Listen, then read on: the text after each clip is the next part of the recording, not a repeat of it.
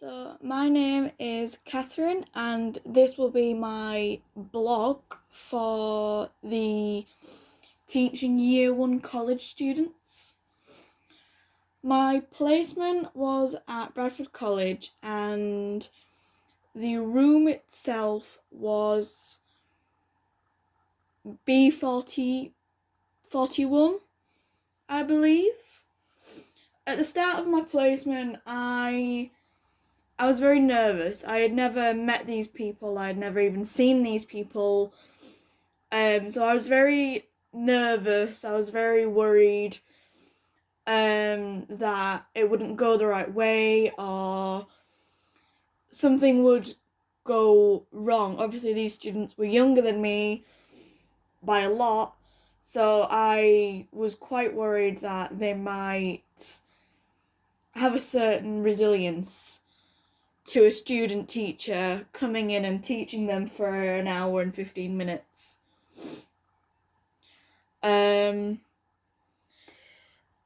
What I felt worried and confident about, I felt worried obviously because of the age. I didn't want to have to turn into an actual teacher and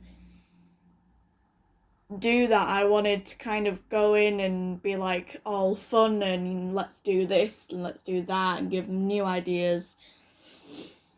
I was confident in myself and my partner, and what we knew, what we planned out to kind of teach them. So I was very confident in those two aspects.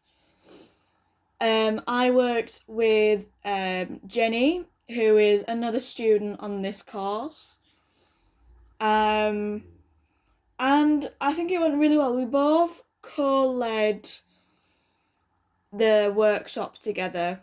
We both sat down with each other and said, this is what I'm going to do, this is what you could do. And it was that kind of thing that went on with it. We worked together really well. We became really good close friends at the beginning of the year. So we ended up having a connection and we knew how to help each other. And it went really well for the first time. Obviously, we were both nervous, but we leaned on each other and kind of helped each other explain things. So yeah, we do work quite well together.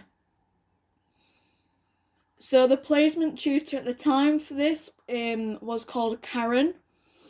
At the start of the lesson, we had a brief talk with her about what we were going to do, who we were, and then we kind of got to other parts of working. And then at the end, we both talked to her and we said, what are you looking for? What are you putting on? What do you need us to help with the most? Is there anything in particular that we need to do or bring or say? So we worked with her quite a lot in making sure that we knew information and that kind of thing. Which session did you lead? So we only ended up having one session because things like coronavirus got in the way.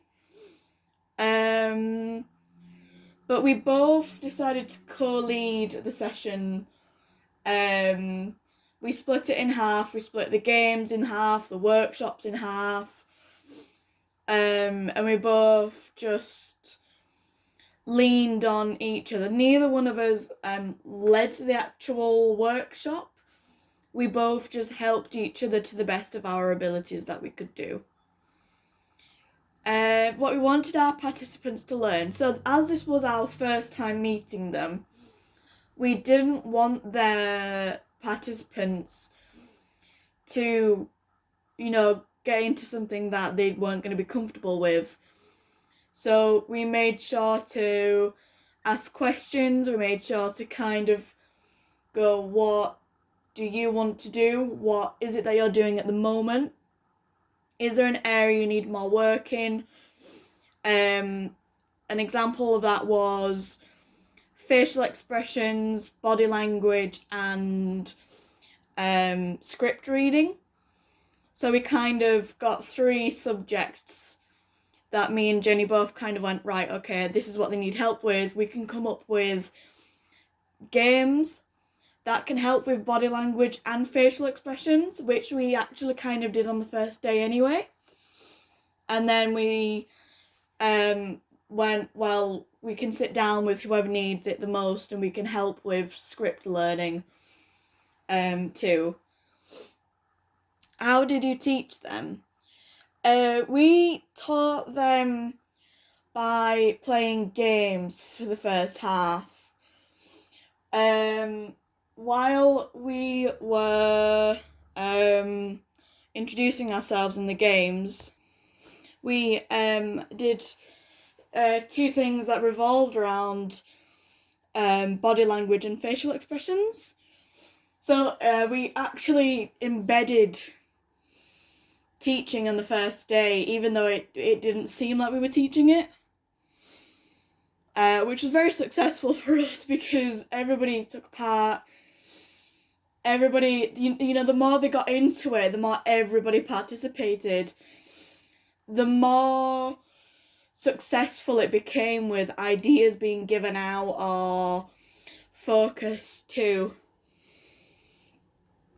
We knew that we were being successful because Karen came up to us at the end and she'd said that she had never seen them receive somebody new teaching them that way. She also said that she'd never seen them participate that way either, which for us was quite a big thing because this is the first time that we had taught people. And we kind of just were very proud of each other. And the games that we played, they weren't hard. We made sure to go very easy on them. And every single game we got really good feedback from the kids where they said that they were loving it. They really enjoyed the games that we were doing. So we'd make notes on what kind of games they liked. So we knew what to bring forward and what other games that we could try out in the future as well. What were the main challenges for you from your placement? For me, I guess the main challenge would be that I was quite not unconfident, but not confident. When I was meeting them, I was kind of falling back into that thing where you do anyway and meeting new people, you can become very quiet. For me, my asthma kicked in, so you could hear my breathing really heavily. That was one of the main challenges for me because I could hardly participate in the games that we were doing because meeting new people sets off asthma for me. But I ended up getting over that, so I was able to participate and be like a teacher to them too.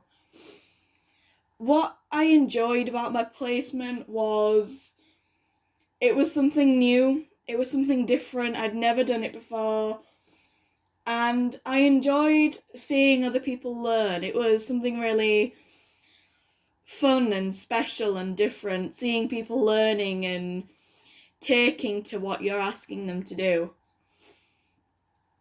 What I've learned from my placement is to have patience.